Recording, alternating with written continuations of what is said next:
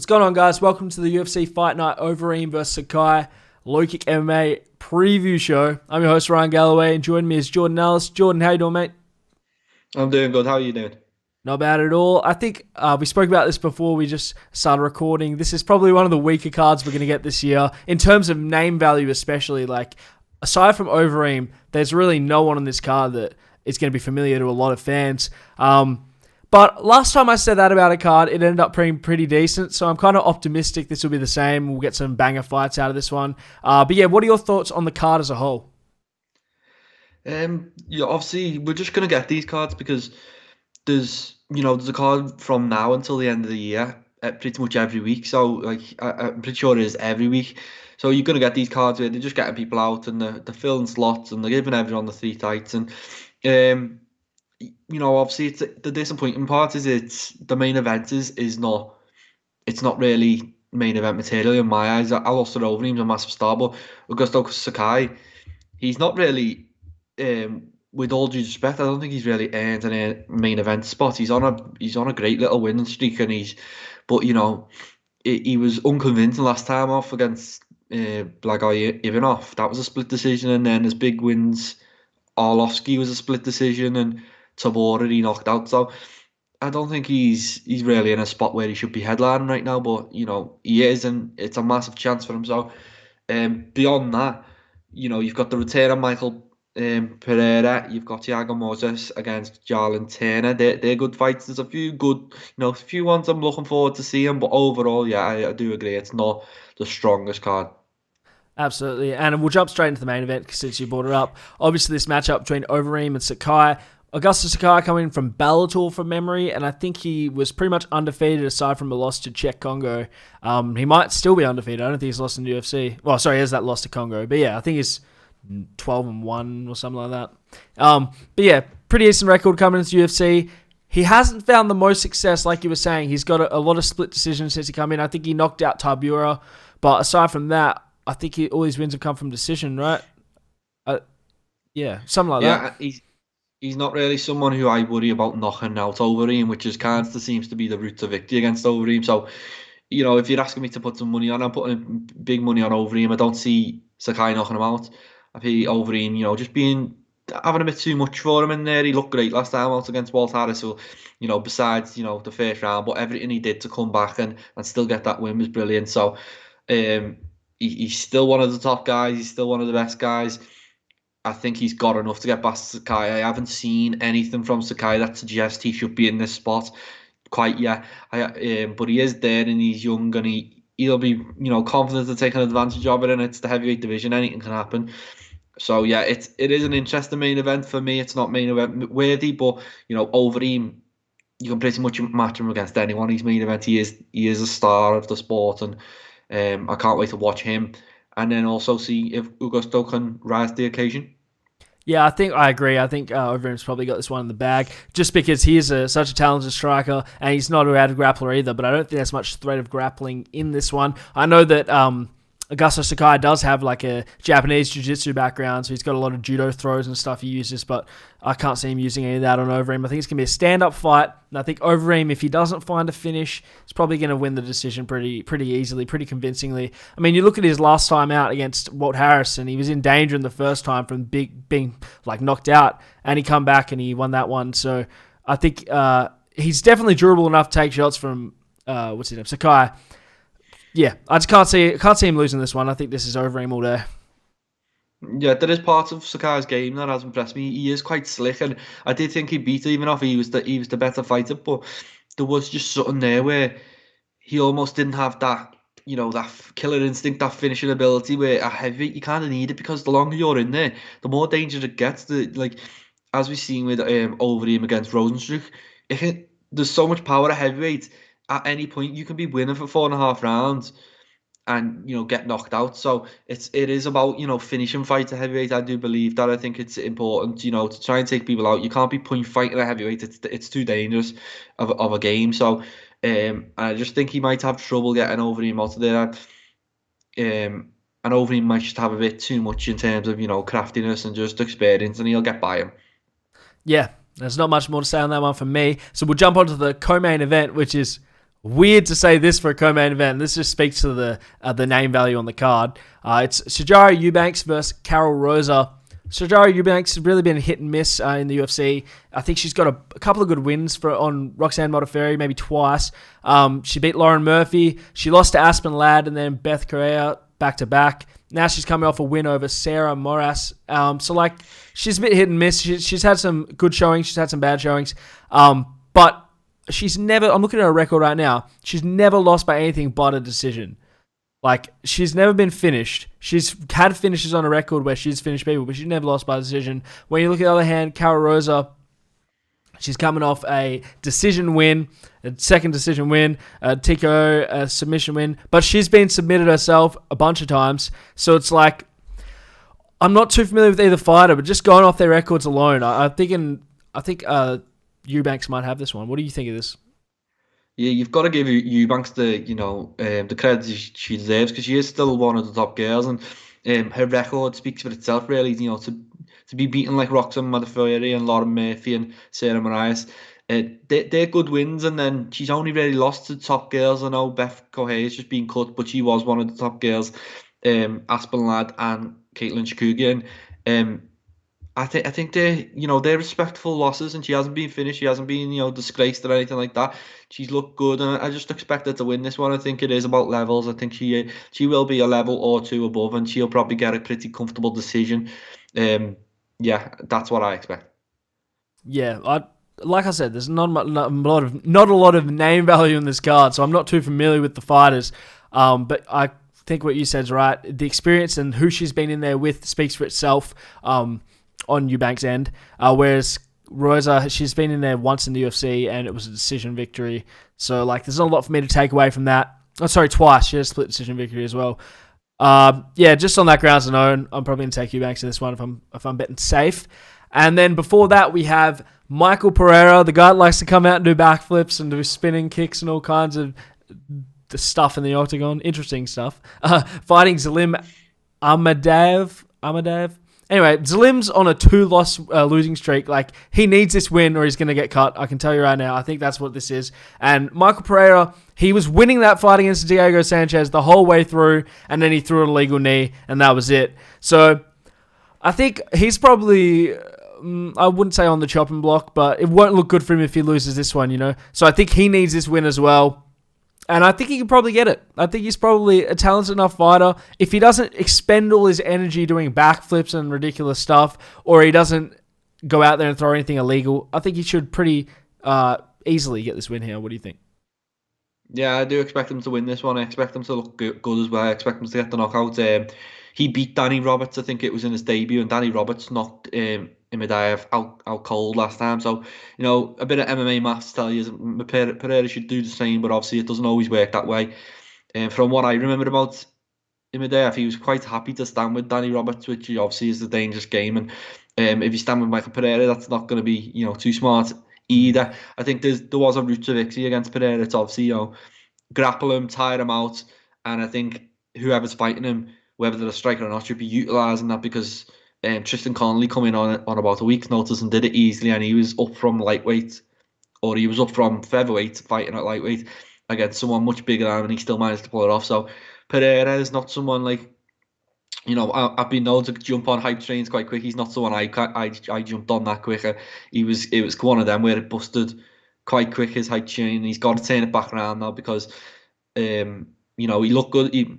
He looked okay against Diego Sanchez, but he lost, and whatever it says, it's on his record as a loss, and that's how it went down. And he'll be desperate to get back in the win column, get some momentum going, because I'm sure there's a lot of people who are looking forward to his fight more than any other fight on the card. So he's got something there. It's just about capitalising on that now, and making a something for his highlight reel. Yeah, I agree, and I'm looking at Imadaev's record here. If you want to see an example of the level difference between competition in the UFC and outside of it, he was undefeated coming into the UFC, and he's lost back-to-back, right? He got a decision loss, and he got TKO'd. So he's had a big step in competition. He hasn't been able to step up to it and really put on a showing. Can he do that in this one? I don't think Pereira's the most difficult opponent he could have got, so this is definitely a winnable fight for him. But like you said, there's a way for him to do it, and that is to take him down, tire him out. And once you tire him out, you can stand on the feet with him, because like as we saw in that Tristan Connolly fight, once he was taken down and worn out, he wasn't very dangerous on the feet. And he also missed weight on that one, so maybe that was a factor in why he was so tired in that fight. But I think I probably have Pereira winning this one. But it's a winnable fight for Medvedev, so we'll see who takes this one. But yeah, before that, we were meant to have probably my favorite fight on the card before it got scrapped, which was Ricky Simone versus Brian Kelleher, which is now Brian Kelleher versus... Let me get this up. I don't actually know. I should have it on. A debuting fighter. Kevin Natividad.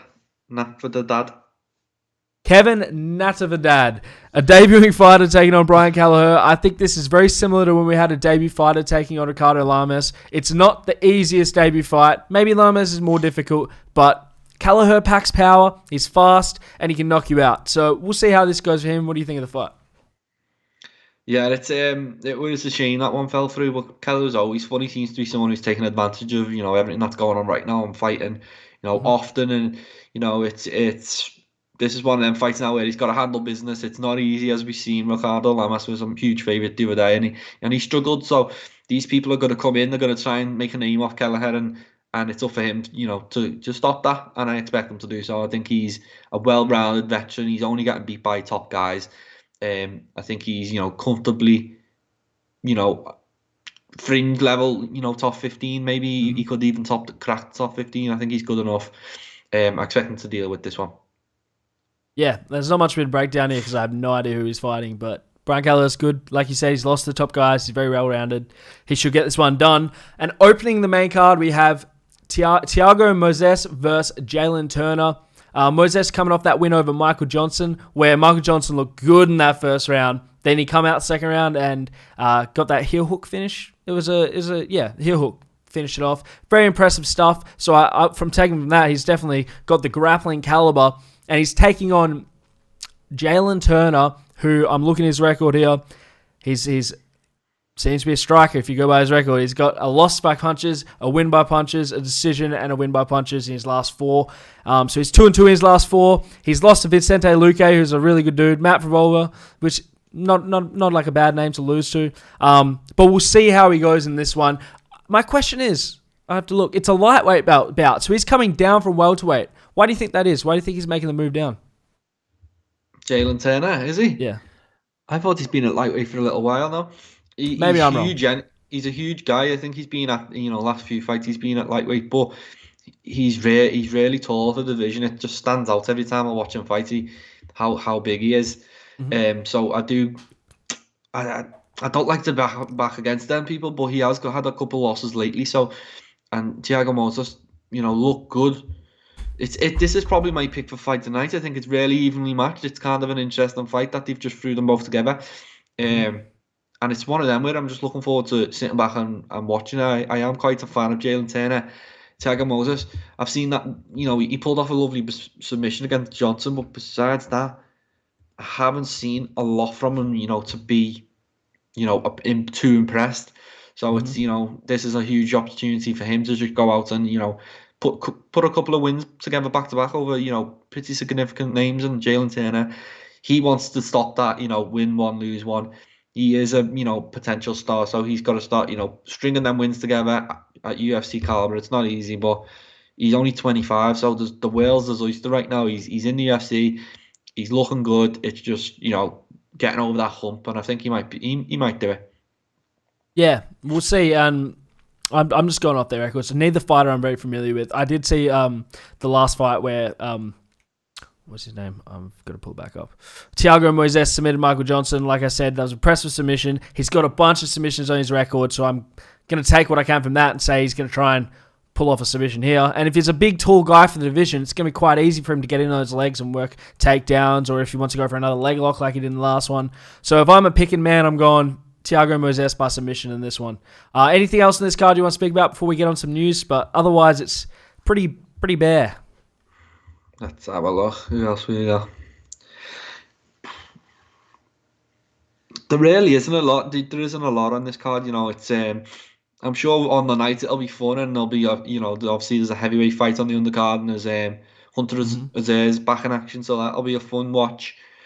But besides that, there's not a lot, and it's just but that's the thing with MMA, and as I always say, it's fun.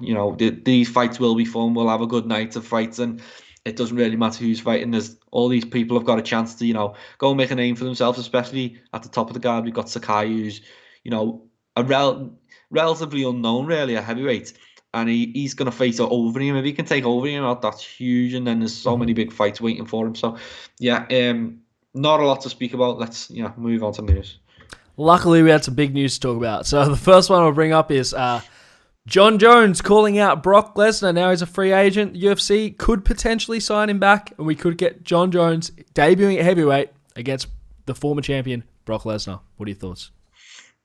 Yeah, I quite like. I'm a big Brock Lesnar fan. He's kind of what brought me over to MMA. Like when I was a wrestling fan when I was like a little kid, Brock Lesnar moved into MMA. So did I. So that was my journey into MMA. And he's obviously it might be a bad fight. Brock Lesnar's 43 now. Um, he's not going to be allowed to take any steroids. I'd suggest. So he's going to be in a disadvantage. And but I'd buy it. I'd watch it. I'd happily watch that fight. And it's always fun when Brock Lesnar's name pops back up. So it's I think you're gonna have everyone calling him out. And if they want to make that I think that's a good fight to make, because obviously you don't want anyone jumping the queue in front of Ngannou right now. I think he's a clear number one contender. He deserves that shot. And John Jones potentially could, if he doesn't get a big fight. So, Lesnar's a big fight, but I don't see it happening. I just think, he's 43. He's a long time out the cage now. I just don't see Brock Lesnar coming back. I see him just signing with WWE again. It might be some type of negotiation tactics to get all this buzz around him, and they'll bump his money up and he'll be happy.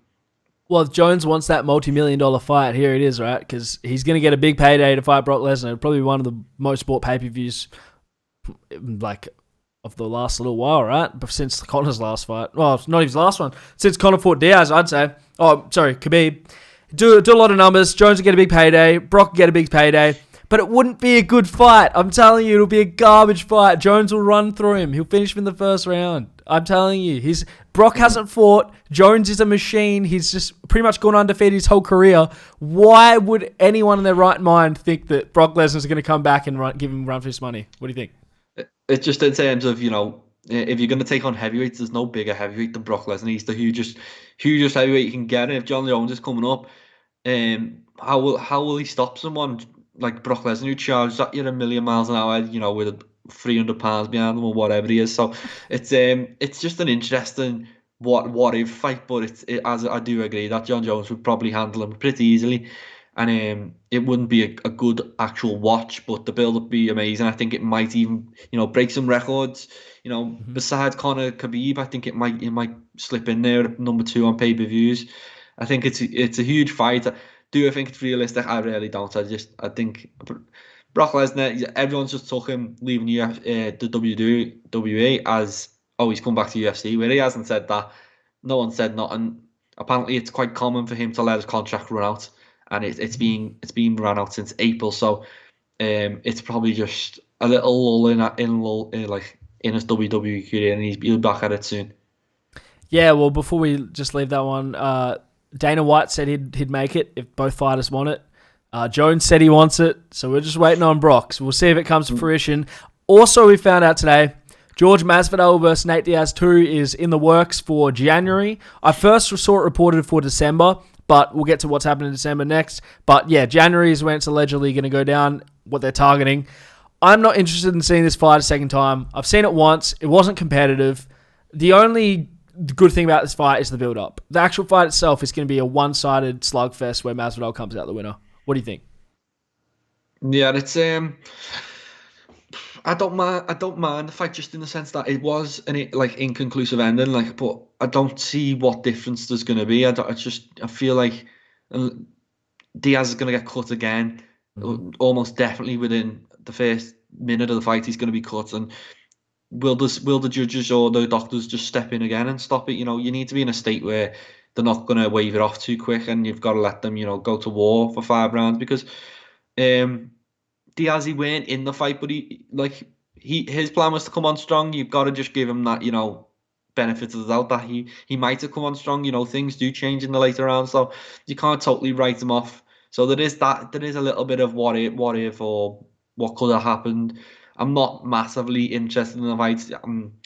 I kind of agree with the Leon Edwards school of thought, whereas I know it's money and go making money, but I think you should be, if someone like Masvidal should be trying to get another title shot, and I don't think Diaz is the guy to beat to get that title shot, but he's the guy to beat to get a few $1 million. So good luck to him. Good luck to both of them. I'm sure they'll make a ton of money, and I'll definitely watch. It's just it's not it's not a huge fight for me. It's not a huge fight, and all the BMF stuff it was a nice little gimmick at the time, but I don't want this to become an actual belt. I thought it was just a sideshow where it was like, oh, this is how we're gonna hype this fight, but I don't want to see this BMF title changing hands, and then how do you rank BMFs? It's just it makes it, cheapens the sport if anything a bit, and I hope it's not here to stay.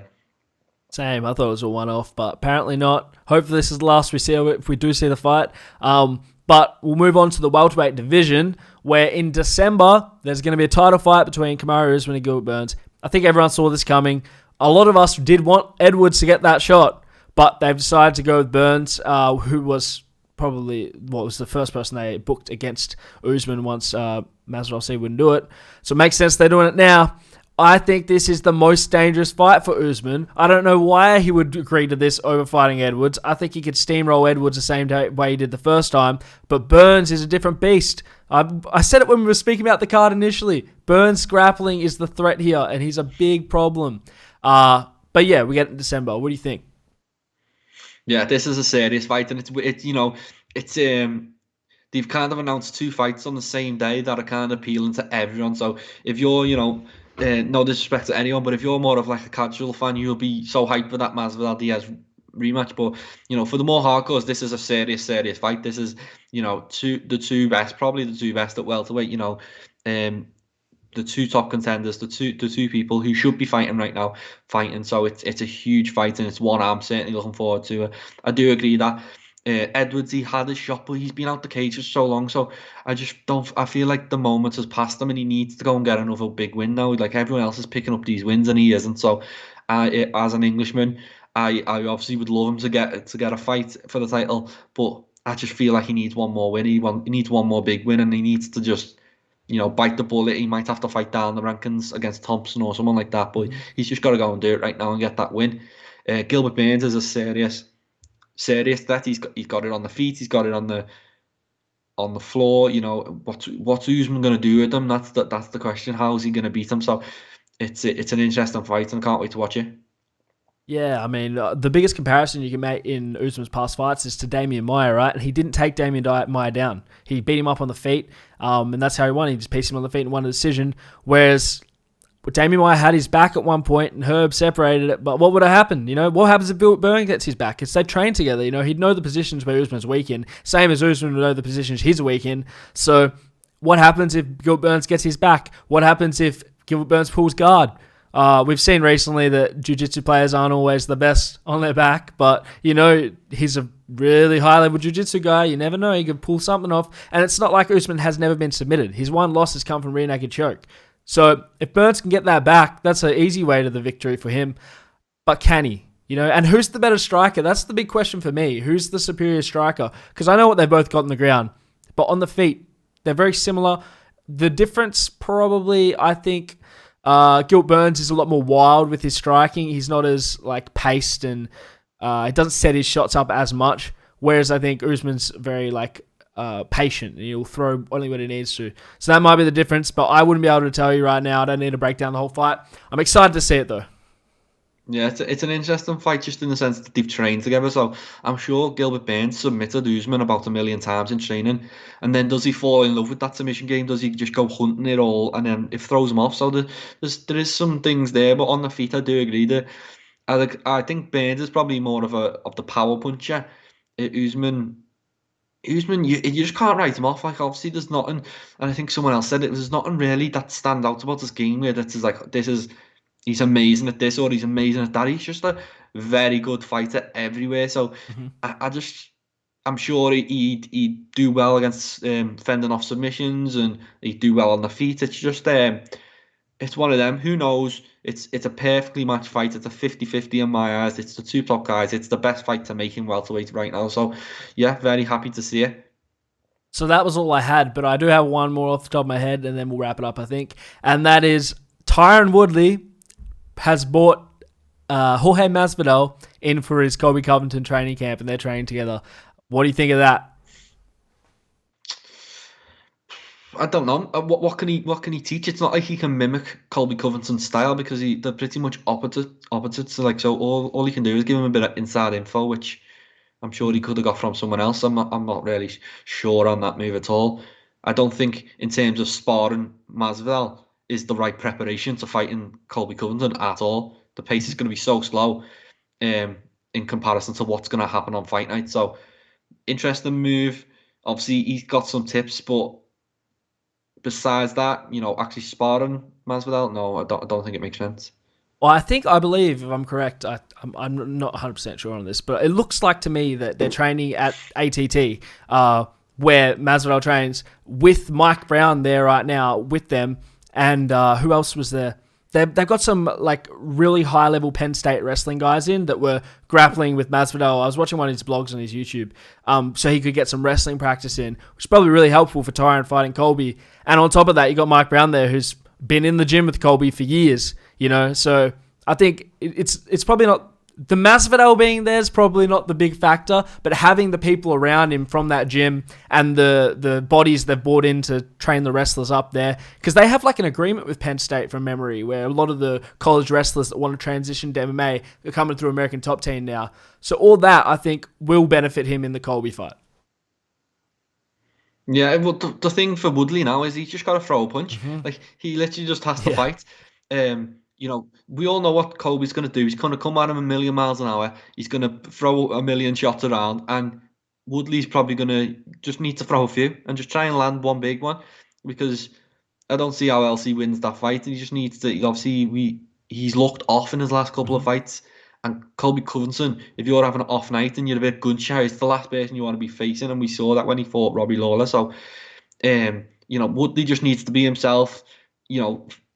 Actually fight, and he might do well. But if he turns up like he's turned up the last couple of fights, he's just gonna get mocked by Colby, he's still right there, Colby, and he wants that title shot, and this would be a big win, and it's a good little grudge match, and bringing Masvidal and ATT in is another little subsection of it, but the actual fight, I think Woodley just needs to just be himself and throw, and he doesn't need any new tricks or anything like that.